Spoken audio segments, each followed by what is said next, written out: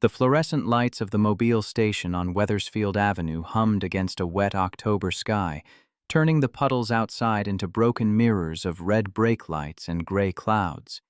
Owen Brockway stood third in line with his last $20 bill folded twice in his pocket and a termination notice still warm in his other hand. He had been fired 40 minutes earlier from a warehouse job that barely paid enough to keep the lights on, and he had not yet told his 8-year-old daughter. At the counter, a woman in a gray wool coat tried a third card. The reader beeped red again. She had a dead phone, a charger, a bottle of water, and a voice that was working too hard to stay steady. "Ma'am, I'm sorry," the clerk said, already embarrassed for her. The woman lowered her eyes for half a second, and Owen knew that look. Not rich embarrassment, not ordinary inconvenience. It was the look of someone holding themselves together in public because falling apart would cost too much. He stepped forward, took the last 20 from his pocket, and placed it on the counter. "For her things," he said quietly. "Keep the change, please." The woman turned toward him, but he was already walking out. He did not give his name. He did not wait for thanks. He climbed into his old Ford Ranger under the cold rain and drove away with an empty pocket, a fired man's silence, and no idea that the stranger behind him was Hadley Crane, Chief Executive Officer of Crane and Sterling Financial, a woman fighting to save 11,000 retirees from a corporate attack built from a paper he had written years ago. 3 weeks later, she would stand at the end of an executive corridor, open the door to her late father's office, and hand him the company key. But on that Thursday evening, Owen was just a single dad trying to get home before his daughter asked why his eyes looked tired. Before we continue, where are you watching from? Drop your city or country in the comments below. And if you believe in dignity, grace, second chances, and the quiet power of one small act done when no one is watching, hit like and subscribe. These stories remind us that kindness is not measured by how much you give, but by how much you had left when you gave it. Now, back to Owen Brockway. The drive from the warehouse to East Hartford took 22 minutes. Owen made it in 20, not because he was rushing, but because he knew every turn by habit and needed the road to be over before his thoughts became too loud. His Ford Ranger had 190,000 miles on it and a rattle in the front left wheel that had been asking for attention for almost a year. He parked behind the duplex on Forbes Street, turned off the engine, and sat in the silence with both hands on the wheel. In his jacket pocket, the termination letter felt heavier than paper had any right to feel. He unfolded it once, read the words "reduction in force," though he already knew them, then folded it twice along the same creases and tucked it away before stepping out into the damp evening. Upstairs, Ellis was at the kitchen table with a pencil in her hand, exactly where she always was at 4:30 on a Thursday. 8 years old, blonde like her mother, serious when doing math, still small enough to swing her feet beneath the chair when she concentrated. "Hi, Daddy," she said without looking up. "Hi, Peanut. How are the borrowings?" "Mr. Lopez said I forgot a one." "You can forget a one. Ones forgive." She smiled at the paper. He set his lunchbox on the counter, walked down the short hall, and opened the bottom dresser drawer in the bedroom. Jennifer's old sweaters were still there, folded in a stack he had not touched in months, because fabric can keep a person in a room longer than photographs sometimes can. He pushed the termination letter beneath them and let his hand rest on the drawer. For a moment, the room changed. He saw Jennifer in August of 2021, laughing in their old kitchen, a pan of brown butter on the stove, her hair tied with the elastic from a bunch of celery because she could never find the actual hair ties she bought. She was telling him he was useless in a kitchen. He was telling her she was beautiful. Then the memory turned, as memories do when grief has trained them badly. and he saw Hartford Hospital, 10 months later, the recovery room, the monitor sounds, the resident stopping mid-sentence when the numbers shifted, the fluorescent light above Jennifer's bed too white, too clean, too indifferent. Then the mirror on the morning of the funeral, his own face staring back at him like a man he did not recognize, the promise he made to no one but himself. I will stay home. I will be there. Then Ellis, 5 years old, hand in his, walking through the doors of Pitkin Elementary on her first day of kindergarten, while Owen smiled until she disappeared inside. Then cried in the truck where no one could see. He closed the drawer and returned to the kitchen. Ellis was still doing subtraction. He opened his banking app while she erased a crooked number. $43.18. Rent was due in 20 days. Severance, such as it was, would clear in 7 business days. There was pasta in the cabinet, half a carton of eggs, milk with 2 inches left in the bottle, and strawberry jam from Ellis's grandmother in Vermont. The math was brutal, but not impossible. That was the phrase he had learned to live inside. Not impossible. Daddy? Yeah. Can we have pancakes tomorrow?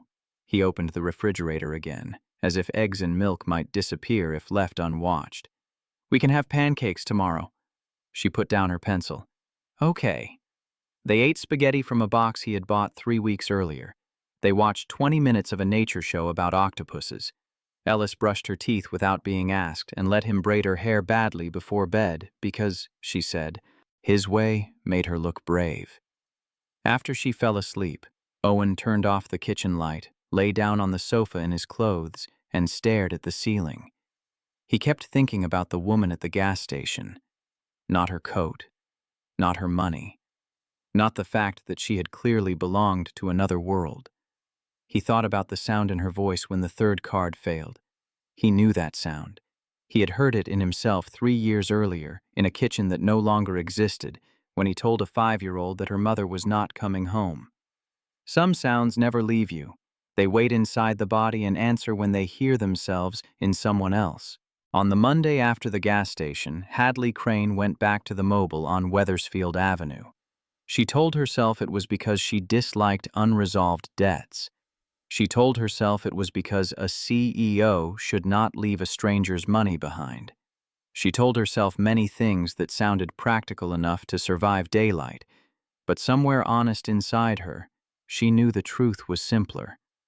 A man who looked like he needed $20 more than she did had given it anyway, and left before gratitude could make the moment manageable. She had not slept well that weekend. There was the company, yes, the audit committee, the 7 calls she had not returned, the board pressure, her father's death still sitting 6 months behind her like a door left open to a cold room.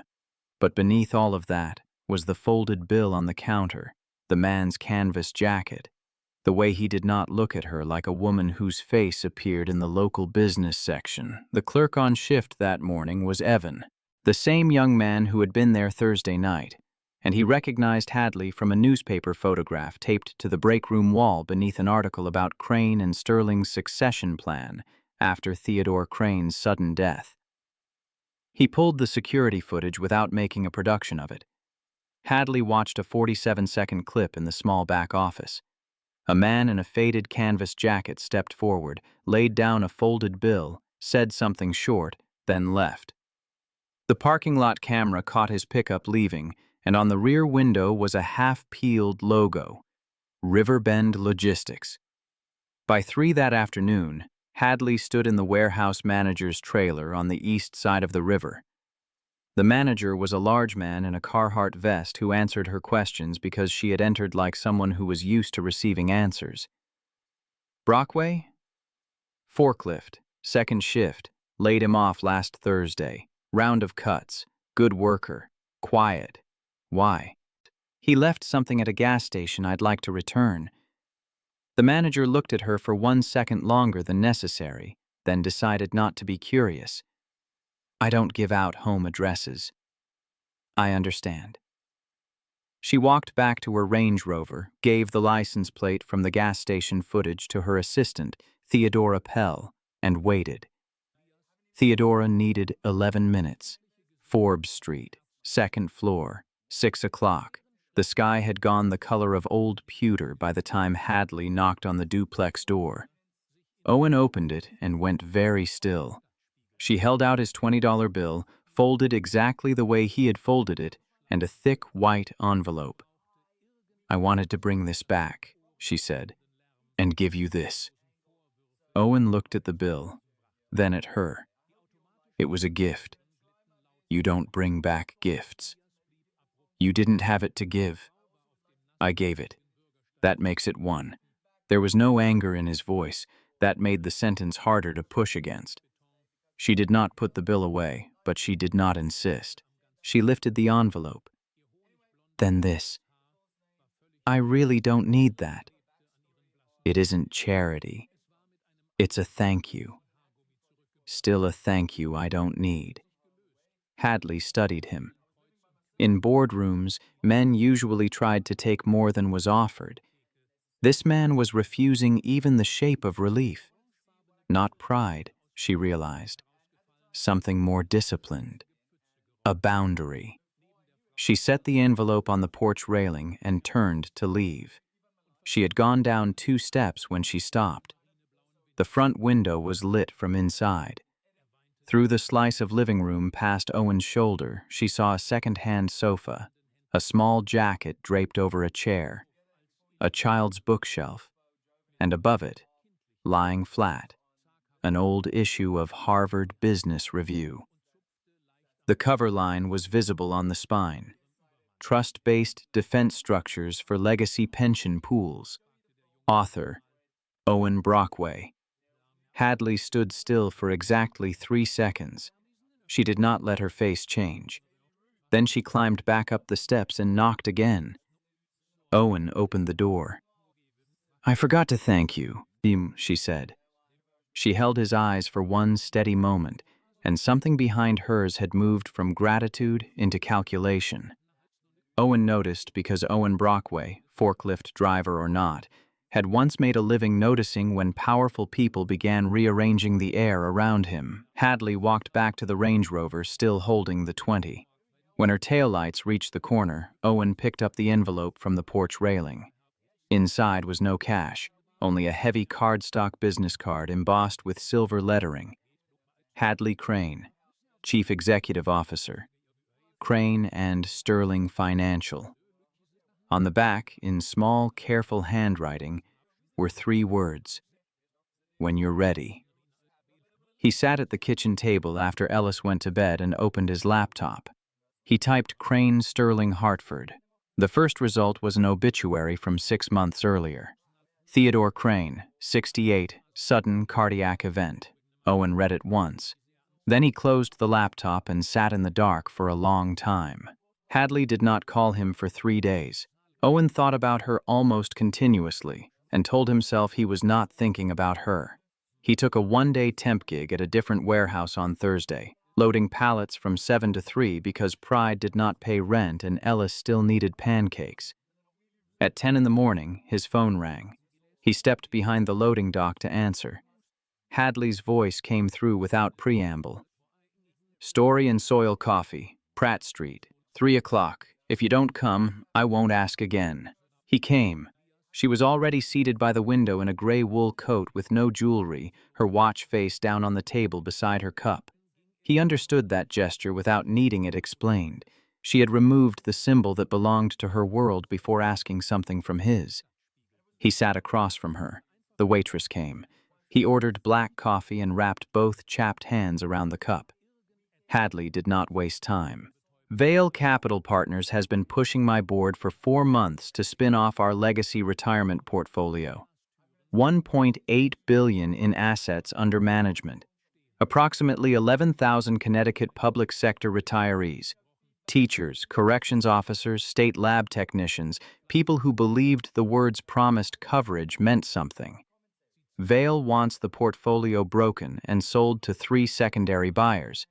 Their public argument is shareholder value. Their actual argument is that the structure has a vulnerability they think they can leave her open." Owen looked at her for the first time since sitting down. What vulnerability? An audit trigger pathway, specifically the kind documented in a paper published in 2018. She did not blink. Harvard Business Review. Owen drank his coffee. It tasted burnt.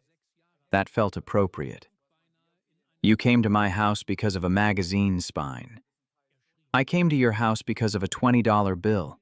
The magazine spine told me the man who gave it might also be the only person who can stop what is happening.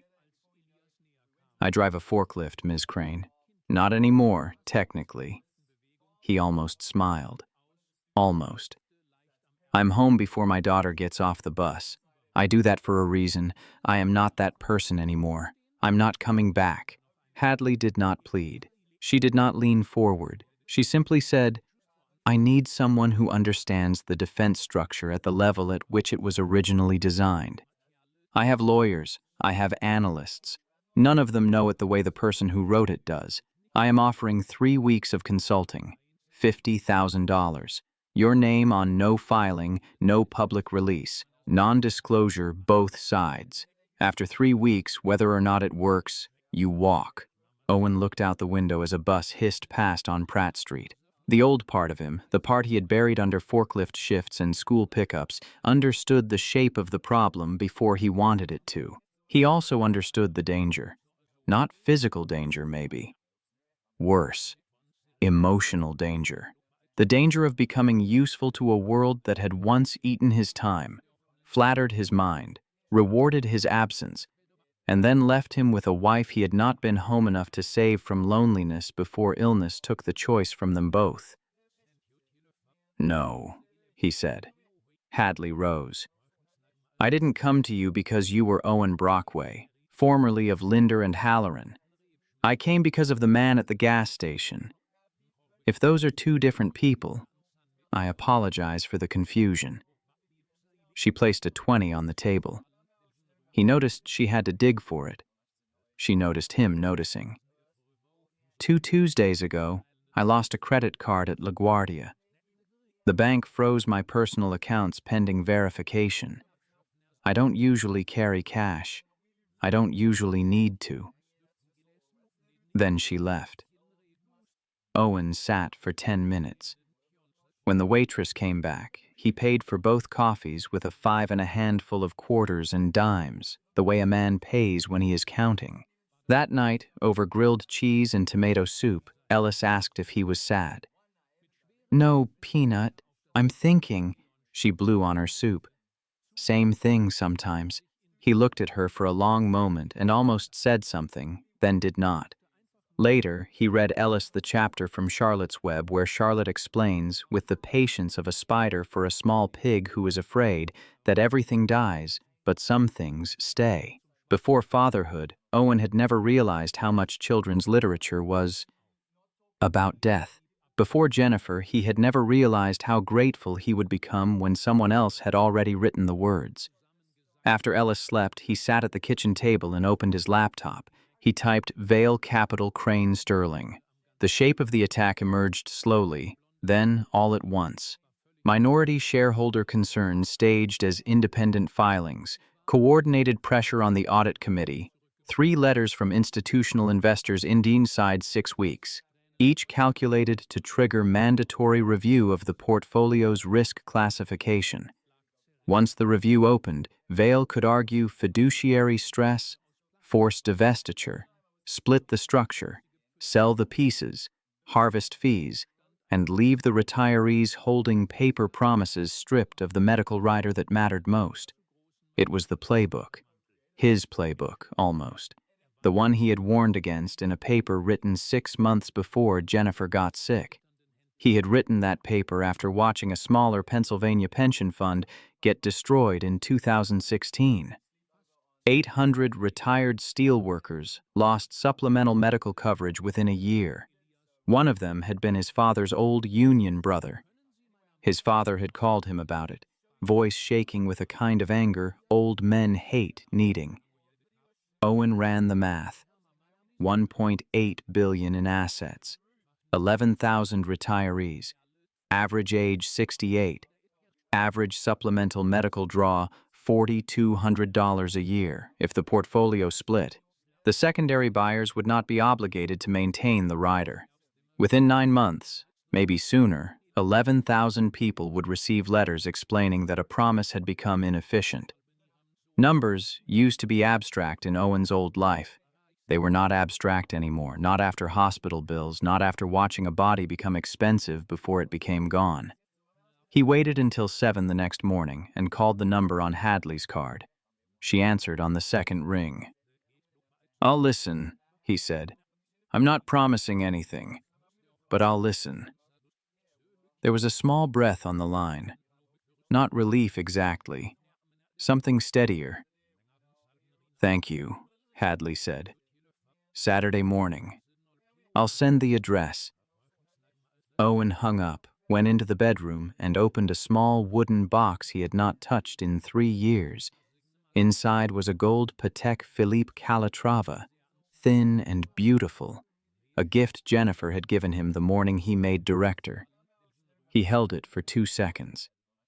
He did not put it on. He closed the box, put it back, and went to make Ellis pancakes. "Are you going to work today?" she asked. "A different kind of work, just for a few weeks." "Is it a good kind?" Owen poured batter onto the griddle. "I think it might be." The 4th floor of the Crane and Sterling building at the corner of Asylum and Main had a small conference room with no name on the door, only a number pad, and very few people knew the code. At 7 on Saturday morning, Owen walked into that room for the first time in 3 years and 4 months. Hadley was already there. So was an older woman in a charcoal blazer, silver hair cut short, reading glasses on a thin chain. "Owen, this is Theodora Pell," Hadley said. "She has been with my family for 31 years. There is nothing she does not see in this company, and nothing she carries that she has not earned the right to carry. She knows you are here. No one else in the building does." Theodora extended her hand. "Mr. Brockway, a pleasure." Owen did not recognize her. He was certain he had never met her. He shook her hand and said it was a pleasure as well. What he did not know, and what Theodora did not tell him then, was that years earlier she had been one of 19 analysts on his Hanover pension trust team in Midtown Manhattan, back when his suits fit perfectly and his attention rarely left the structure he was building long enough to notice the people helping him build it. Her hair had been brown then. He had been brilliant then. Also absent in ways he would not understand until later. Theodora did not expect him to remember. She poured him tea and sat at the end of the table. Hadley pushed 3 black binders toward him. "Everything we have on Vale's filings, everything on internal portfolio risk classifications, everything on audit committee correspondence for 14 months. Redactions are mine. Tell me what you need and I'll pull it." Owen read for 2 hours. He read the way Theodora remembered him reading. Pen down, pages turned at uneven intervals, never out of order, no notes unless the matter had already become serious. He stopped twice to look out the window, once to drink water. He did not speak. At the end of the 2nd hour, he closed the 3rd binder and looked at Hadley. "You have a leak." Hadley did not move. 4 people have signed approvals that show up in Vale filings within 96 hours. None of the 4 had a public reason to know those contents. I'm not naming them yet. I want to confirm the one I think matters. Theodora set her teacup down. The small porcelain clink sounded loud in the room. Hadley said very quietly, "Take whatever time you need." He stayed 2 more hours. When he left, she did not walk him to the elevator. That night, in the garage of the duplex on Forbes Street, Owen pulled down a cardboard box labeled in black marker 3 years earlier and not opened since. Inside were 3 things he had not been able to throw away and 1 thing he had forgotten he had kept. An old Android phone, 3 generations behind. Battery dead. He plugged it in. It came on slowly. 1 unheard voicemail. April 14th. 6 months ago. Owen pressed play. An older man's voice came through, measured, almost apologetic. Mr. Brockway, my name is Theodore Crane. I read your 2018 paper 4 times. I am not asking you to come back to anything. I am asking you to call me before something happens that I cannot undo. My number is... Owen sat on the cold concrete floor of the garage for a long time after the message ended. Theodore Crane had died 2 weeks after leaving that voicemail. At 10 that night, there was a knock at the door. Owen opened it to find Theodora Pell on the porch with an olive green file folder under one arm and an apology already in her eyes. I'm sorry to come at this hour. May I come in? I won't keep you long. He let her in. She did not sit until he did. She set the folder on the coffee table between them, but did not open it. Mr. Brockway, I owe you an introduction I did not give this morning. Years ago, I worked at Linder and Halloran. I was an analyst on your Hanover Pension Trust team for 3 months. You will not remember me. There were 19 of us. Owen looked at her carefully. I remember the case. I don't remember faces from that year. I'm sorry. You shouldn't apologize. I am telling you only so you know I am not asking you to take what is in this folder on faith. Ooh. She opened it. Inside were photocopied pages organized with careful flag tabs. On the first page, copied from what appeared to be Theodore Crane's leather notebook, were 3 lines in thin, careful handwriting. Find Brockway. Pension trust angle.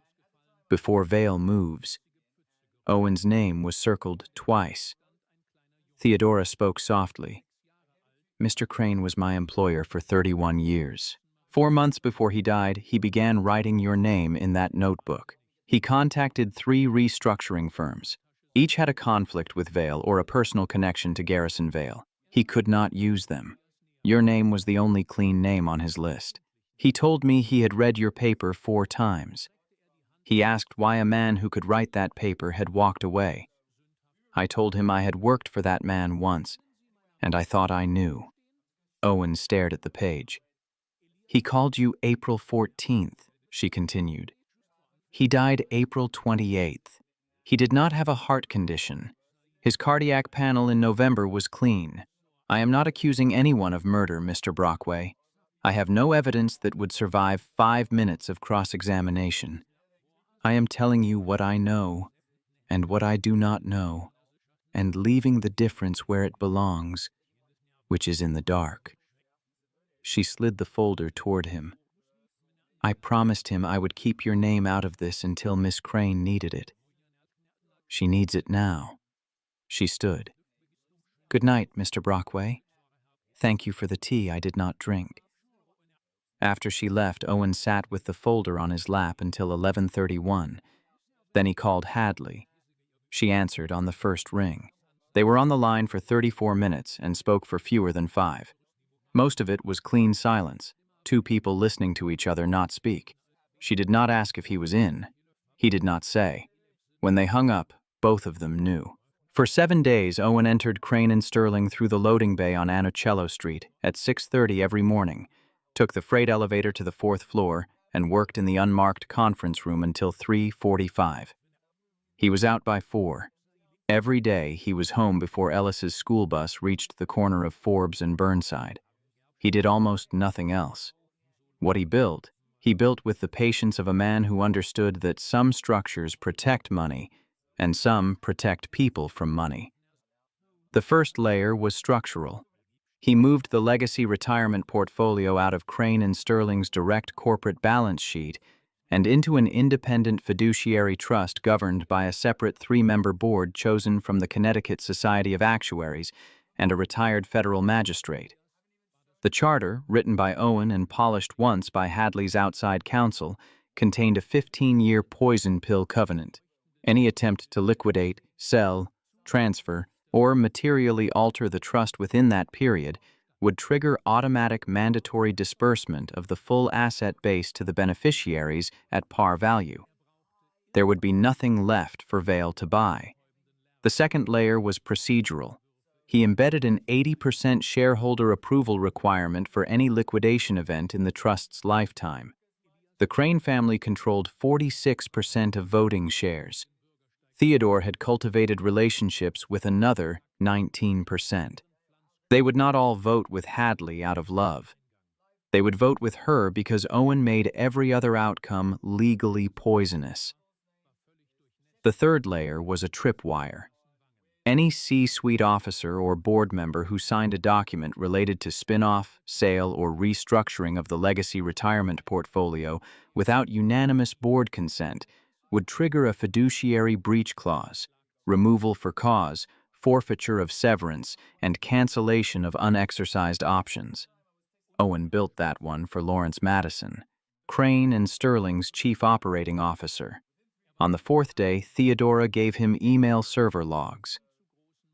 7 outbound attachments over 5 months from Madison's machine to a Gmail address hidden behind 2 LLCs. The beneficial owner traced back to a subsidiary of Vail Capital Partners. The 7th attachment was the audit committee's internal risk assessment, sent 6 days before Vail's most recent letter to the board cited internal risk assessments by name. Owen did not call law enforcement. Not because the leak was not criminal, but because that was not the fight in front of him. The fight in front of him was corporate, civil, and scheduled for a Monday morning board meeting. On Friday night at 11, he went to the 22nd floor to deliver the final draft. Theodore Crane's office sat at the end of the executive corridor, glass on 3 sides. Downtown Hartford spread below in low constellations of light. Hadley stood at the window with her back to the door. Owen placed the draft on the desk. She did not turn. For a moment, the only sound was the faint breath of the building's ventilation. "My father should still be here," she said. Owen stood 1 step behind her shoulder. He did not touch her. "He tried," Owen said. "That's why I'm standing here." Hadley did not answer. After a while, she said, "Go home to your daughter." So he did. At midnight, his phone buzzed with a text from Hadley. She needed his signature on 3 documents with a notary present. "The notary works Saturdays. I can come by you." Owen wrote back, 7:30? She replied, "Fine." He did not sleep well. At 7:25 Saturday morning, he was in old jeans and a worn flannel, the griddle warming, a yellow mixing bowl beside the stove. Ellis came down at 7:28 in bare print pajamas and stopped at the bottom of the stairs. "Daddy, there's a car outside." "I know, Peanut. It's a work thing, a nice work thing." The doorbell rang. Ellis got there first. She opened the door, looked up at Hadley, and tilted her head. "You're the lady from the gas station, right?" Hadley stood completely still. "Daddy told me," Ellis said helpfully. "Mostly the part where you needed a phone charger." Hadley found her voice. "That is the right lady." "You should come in. We're having pancakes." Hadley came in. The notary arrived 7 minutes later, stamped 3 signatures, drank 1 cup of coffee, and left after 9 minutes. After he was gone, no one moved. Owen put pancakes in front of Ellis. He placed another plate in front of Hadley, who sat across from her. Then he sat with his own. "Do you like syrup?" Ellis asked. Hadley looked at Owen as if the question required legal review. "Yes." "On top or in a little bowl on the side?" "On top." Ellis nodded gravely. "That's the right way." She told Hadley about Buttons, the classroom rabbit, who had a white spot over one eye and a brown spot over the other, and who did not like Liam Kerrigan because Liam had once tried to pick him up by the ears, which everyone knew you were not allowed to do. Hadley listened to all of it. Really listened. Owen set down his coffee cup a half-second slower than he had before. Hadley, looking at him exactly then, saw it and said nothing. They ate for 40 minutes. No one said Vail. No one said Madison. No one said board. Outside the kitchen window, the October sun moved across the brick wall next door with the quiet precision of a Saturday morning where, for a little while, nothing was wrong. At 9:15, Hadley said she had to go. Ellis walked her to the door because she had decided Hadley was the kind of guest one walked to the door. After the Range Rover pulled away, Ellis turned to Owen. "Is she coming back tomorrow?" Owen knelt so they were eye to eye. "I don't know, Peanut. I hope so." Ellis thought about it. "Me too." Then she ran upstairs to brush her teeth. The Crane and Sterling board met on the 22nd floor at 10 o'clock Monday morning, in a long room with 11 chairs and a single oil portrait of Theodore Crane's grandfather behind the head of the table. 9 voting board members attended, along with 2 non-voting participants. Garrison Vale, holder of just over 6% of Class A voting shares, and Lawrence Madison, chief operating officer. Theodora stood at the back with a manila folder and a face that betrayed nothing. Hadley opened the meeting without raising her voice. She did not stand. She read 2 paragraphs into the minutes. As of Friday at 5:36 p.m., the legacy retirement portfolio had been transferred in full and by valid corporate action under the bylaws of Crane and Sterling Financial into an independent fiduciary trust governed by a separate 3-member board. The structure had been formally registered with the Connecticut Department of Banking at 7:06 that morning. The transfer was lawful. It could not be reversed within 60 days, and after 60 days could be reversed only by an 80% supermajority of Class A shareholders. There was silence. Garrison Vale stood. He was tall, evenly tanned, and had prepared, Owen later learned, 4 versions of a speech about long-term shareholder value. He got out 2 words. "This board." A side door opened. Owen Brockway walked in wearing a charcoal suit Hadley had pressed without telling him, and a plain cotton shirt he had ironed himself at 6 that morning. He carried 1 folder. He stopped at the corner of the table closest to the door. Hadley did not look at him.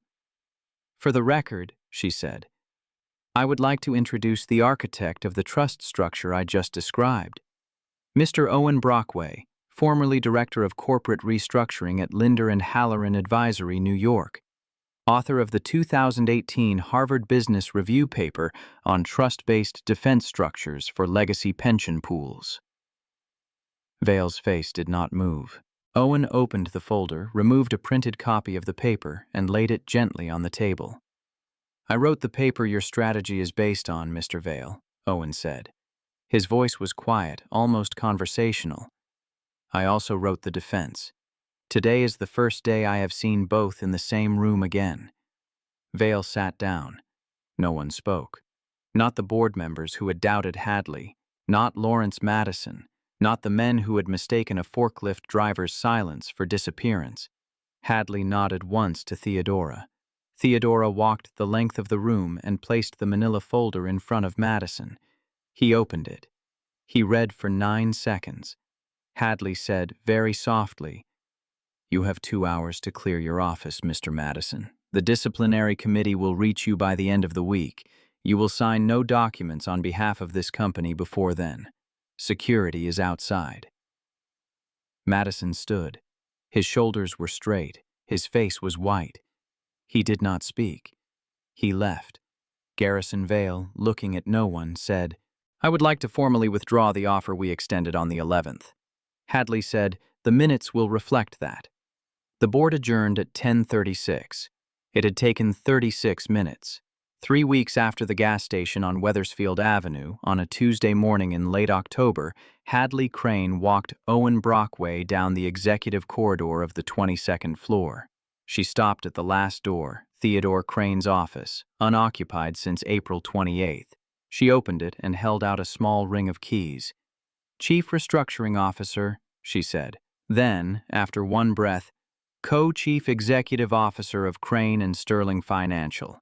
The board approved your appointment this morning, unanimously, including the 2 members who were leaning toward Vale 6 months ago, including the one who voted against my appointment last spring." Owen looked at the keys. "This is not for the $20. "I know," Hadley said.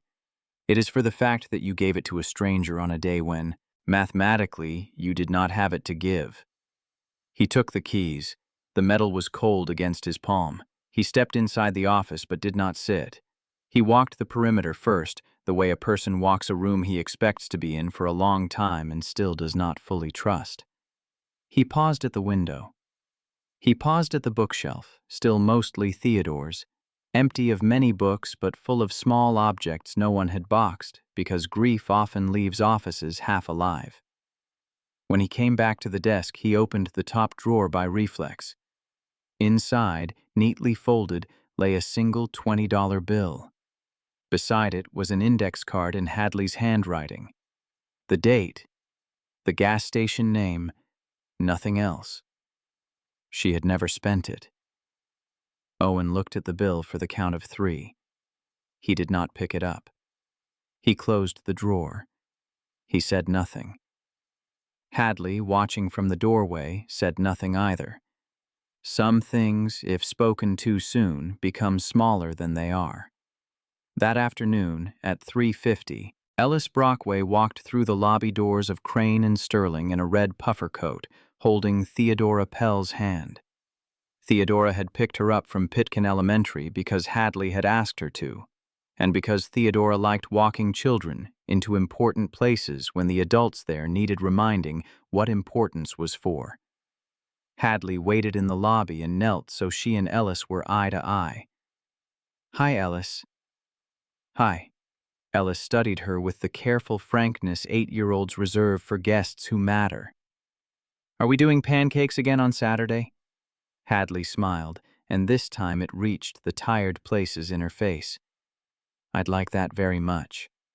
"Same syrup rules?" "Same syrup rules." Ellis nodded, satisfied. Owen stood 2 steps back, watching. When Hadley straightened, the back of her hand brushed his for half a second. They both looked at the floor. Neither said a word about it. Then the 3 of them walked toward the elevators. Owen had given her his last $20 on a night he could not afford. Kindness. She had given him a place to belong on a morning she could not have built without his courage. Neither of them named what was happening between them. They had both learned that the things that last rarely need to announce themselves. Outside, Hartford moved under a pale October sky. Inside, 11,000 retirees kept the medical coverage they had been promised. A dead father's warning found the man it needed. A single dad came home before the school bus, and a folded $20 bill sat in a drawer on the 22nd floor, proof that grace can begin as quietly as one tired man stepping forward in a gas station and saying, "For her things." The story of Owen Brockway reminds us that true character is revealed not in moments of abundance, but in moments of scarcity. When Owen gave away his last $20, he wasn't making an investment, seeking recognition, or expecting a return. He was responding to something deeper, empathy born from his own pain. He recognized the quiet tremble in a stranger's voice because he had once carried that same tremble in his own. In real life, we often wait until we feel secure, stable, or successful before we choose generosity. But this story teaches us that kindness is most powerful when it costs us something. It's easy to give when our pockets are full. It takes courage to give when they are not. Owen's act did more than change his circumstances. It revealed who he already was. Integrity is not a title, a paycheck, or a position in a company. It is the decision you make when no one is watching. And sometimes, the smallest gesture becomes the turning point not only for others, but for ourselves. In a world driven by transactions, choose humanity. In moments of doubt, choose grace. If this story moved you, share in the comments where you're watching from and what lesson resonated most with you. And if you believe small acts can create life-changing impact, make sure to subscribe and stay with us for more stories that remind us what truly matters.